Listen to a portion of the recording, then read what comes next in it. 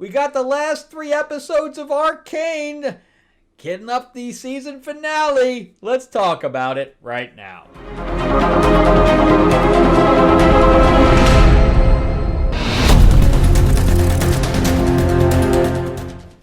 Welcome back to the channel, everyone. Thank you so much for spending time with me as we rant about movies, comic books, and television shows, as well as the occasional board game. I am your host, Frank Zanka. I'm an award-winning screenwriter, novelist, and comic book writer, as well as a filmmaker. And yeah, let's talk about Arcane. But before we jump into that, let me show you the new covers we have for Lords of LA. So we got these 2 new covers in. So this was the original cover for issue 2. It is my vampire mob set in 1950s Hollywood. It's got Marilyn Monroe in it. It's about Lena Morgan, who is a lounge singer, who ends up being in a lust triangle with the 2 mob bosses of LA in 1952. One of them turns her, and she returns 60 years later to wreak her revenge on all of them. So there's the cover there, and then we have the samurai cover, and then we have the Helene, which is one of the mob boss's right-hand women. That's I call it the leather cover, and this was the first issue. And if you'd like a copy, I do sign them. You can just message me in the comments section, and I'll get back to you. All right, and also, if you are a fan of Timothy Zahn, who created Thrawn for Star Wars, I am connected with Moonstone Books. We're doing an anthology of Green Hornet, and Timothy Zahn is going to be writing one. Kevin J. Anderson is writing one. Brandon Easton with cover art by Matt Wagner, who did Batman and Grendel and Mage. Anyway, it's really a great team up, and if you'd like to jump in on that, we're going to be launching beginning of the year. So you can just check out the description below. You'll see a link to Kickstarter there, and just sign up for notifications, and you'll get notified when we launch. All right, so let's jump into Arcane. And I have to say, I am glad this is over. I was looking so forward to this season, and this season was extremely disappointing. And I am definitely watching a different show than what everybody else has watched, because according to IMDb, season 2, episode 7 and episode 9 are top rated. What? People are giving it like a 9.5 and a 9.2. I am watching a totally different show than everybody else is, apparently, because these characters are nothing like they are in the first season. In fact, the entire show is nothing like the first season. I don't even know what I was watching by the end of this. I think they ruined it, to tell you the truth, and I'm definitely not giving this season anywhere near a 9 or anything like that. The first season, the first season was a 9.5. I watched it over again. I loved that first season, and I love the characters, and that's why to see them all ruined like this is just disheartening. So with episode 7, we have, and again, we only have 3 episodes left. The show is all over the place by this point. We have Victor, who was the friends with Jace, creating the whole magic system, and they created hex gates, all this stuff, because Jace was saved as a child by a sorcerer who never comes up. We never see that guy ever. So, I mean, that would have been a good place for him to come back and possibly be the villain. That I could have gotten. Throughout this entire thing, Jinx was the villain, right? So the whole first season, Jinx was the villain. And the whole build-up, the whole thing that they built up to for the second season was the fact that the 2 sisters were going to go at one another. And we didn't get that. We got a battle, but that was it. It was just bad. So, meanwhile, we end up that Victor is the villain. And before I said it, I am going to do spoilers because I'm so kind of ticked off at this thing. If you've seen the first season and you haven't seen the second, I don't even suggest watching it. Victor is the villain. We have no idea why. It's just out of left field that he gets the powers of the Hex, and it gets all esoteric for no reason whatsoever. And then also out of left field, I'm just going to call this the out of left field season. It's like they just threw shit against the wall and said, well, whatever sticks, sticks. Because none of this stuff was prepared from the first season at all.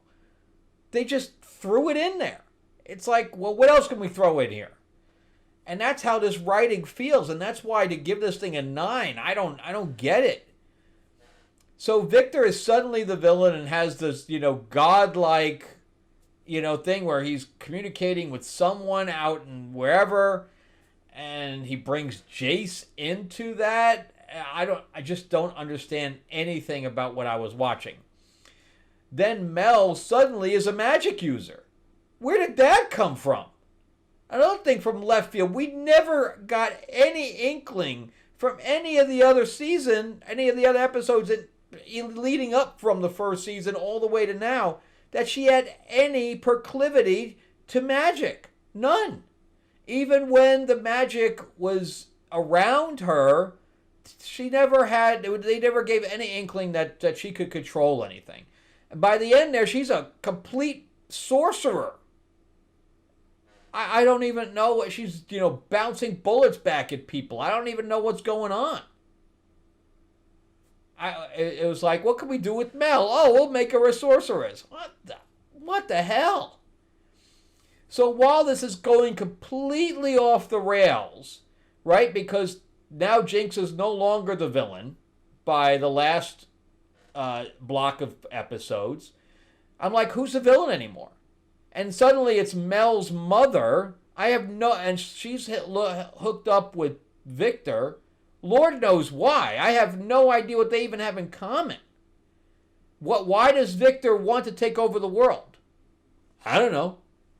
Why does Mel's mother want to take over the world? I don't know.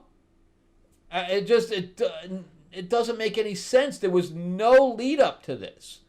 So all these battles at the end don't feel earned because nothing was built up. It's like the last, 5 episodes, Victor's like, I'm going to take over everything. Well, why? And even towards the end, he just says, well, there's too much suffering. So what, you're just going to kill everybody? That's your thing? I'm just going to kill everybody? I'm going to make them all my puppets? I don't understand it.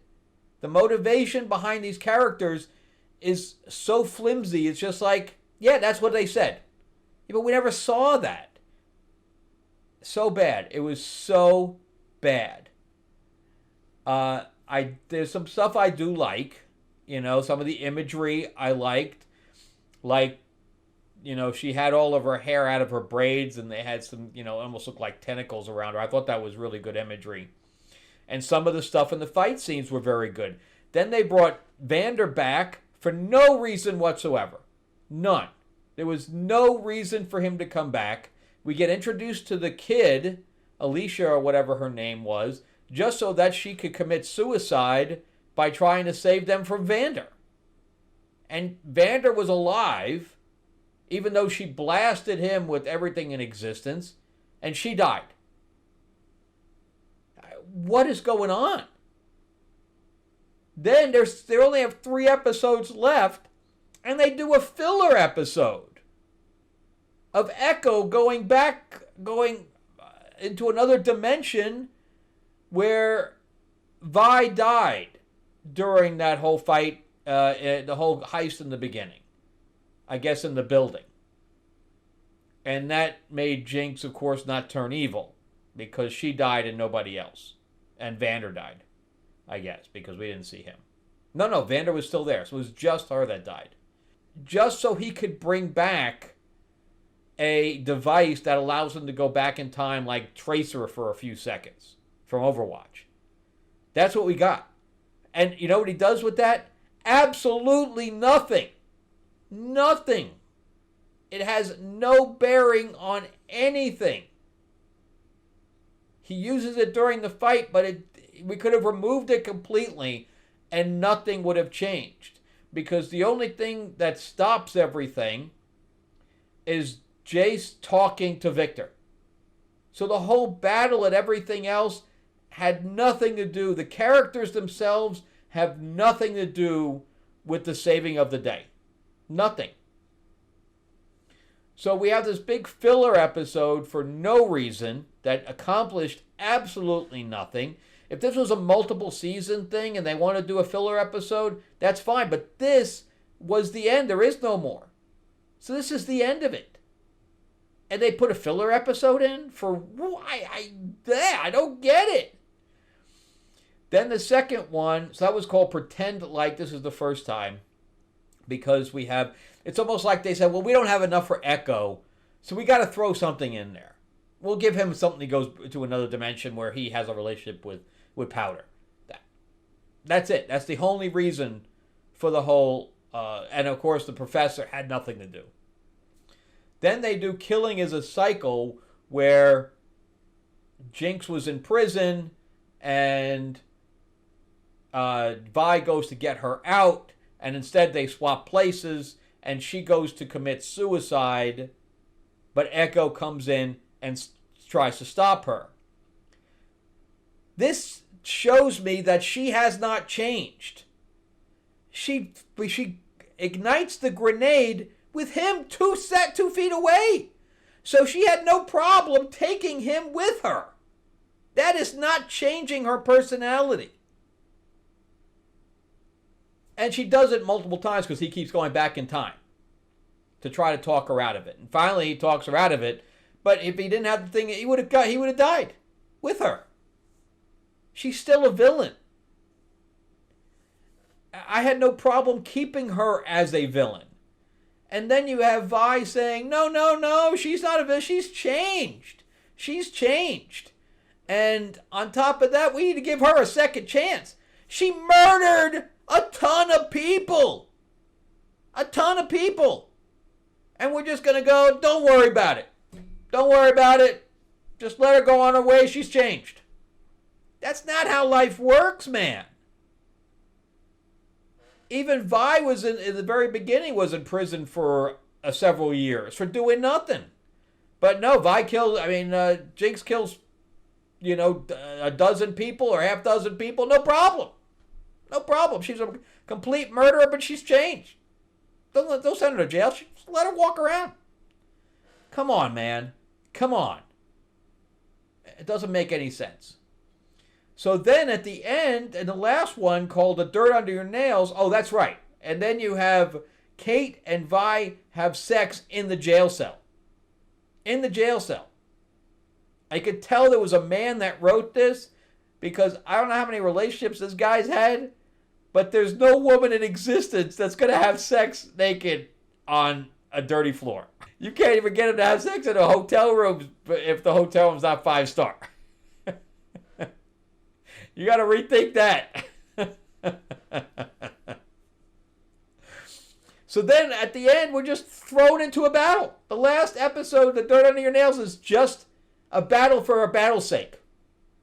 There was no lead up to this. No, in fact, in the previous episode, Mel has a confrontation with her mother where they have a conversation. And she knows that she has powers now, and she just lets her walk away so that they can fight later. Doesn't make any sense. She would have arrested her right then so she didn't have to deal with her during the battle. But instead, she's surprised that she showed up. What are you talking about? She left. Where do you think she was going? The writing is so bad. So bad. And then we have Jinx show up, in the balloon because she didn't commit suicide, and Echo's with her with the skateboard, and I like the whole skateboard thing. But these guys don't have bombs or anything in the main upper level? What the hell? And even from the Pretender the first time, we see the Vi, dead, and everybody else is fine, the alternate universe, but the underworld looks bright and cheery. what is going on? Since when did the underworld change so much from the first season, where it was dark and dingy, but no, now it was bright and cheery? And if they're underground, where is this sky coming from? I never got that. I can understand having light, but it looked like there was sun there. I don't understand. I don't understand. Unless it's just the slum area. But I thought they were underground. I don't know. I'm very confused by any of that. But anyway, we have this big battle going on for who knows what reason. And then we have Kate and Mel fighting against the mother. And all of her army is literally there, watching her get her ass kicked. And where did she get this magic thing to give her a shield and stuff? I don't know. Just had it. I don't get it. Who made that for her? Since when did she have magic? Very confusing. And again, none of her army just stands there and just watches her. I don't know. I don't even hear her give an order saying, don't get involved, I have this. She didn't even say that. They just stand there. It's so bad. So bad. And, even the ending is not fulfilling. When it was done, I was like, all right, it's over.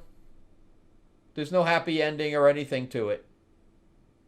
I mean, if they had gotten, where, this is how I would have written it. So Jinx and Vi stays with Kate and becomes, a soldier with the upper level.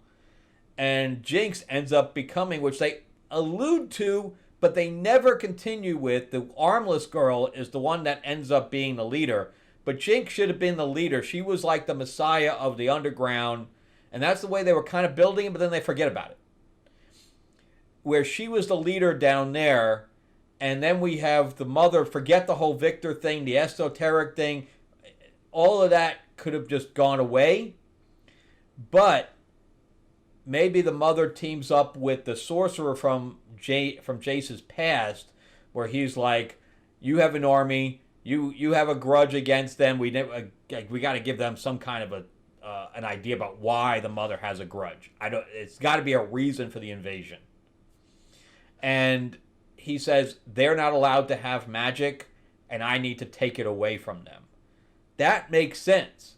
Then Vi has to appeal to her sister and says, we need to work together to get this common threat, or else the whole world's going down. That would make more sense instead of what we got. It's just, and then the whole thing about Jinx's ending makes no sense why they made that decision. Just no sense. The whole thing with Vander makes no sense anyway, which makes her ending even make less sense. So disappointing. I'm going to forget that season 2 ever existed, and I'll just rewatch season 1 and have my own mind canon in it. Because, wow, did these guys... Yeah, man, we're going to make this so esoteric, man. They're going to be on the plane of existence. That's all magic. Isn't that great, man? Yeah, we're going to bring Vander back as a big monster. God. Awful. Awful. And if you guys love it, tell me why. Tell me why. Because I can grant you this. The animation's great. The fight scenes are great. The art style is great. The voice acting is great. I give you all of that. The writing is where my problem is. The writing and the plotting is bad. And it doesn't do justice to the first season. All right, well, that's it for me. Thank you so much for watching me on this Arcane rant from hell. But again, if you guys loved it, let me know why, because I'm not getting it. All right, and remember to give me a like and a subscribe if you can. It'll come up in your feed if you subscribe, ring that bell, ding, ding. It shows you when we have additional videos come up about movies and comics. And yeah, if you'd like to jump in on getting notified about Green Hornet, Remember to check out the link below. You can also buy me a cup of coffee down there in the description. And also check out some of my other videos. And I will see you on the next episode. Thanks a lot for watching. And happy Thanksgiving, everybody. All right, bye-bye.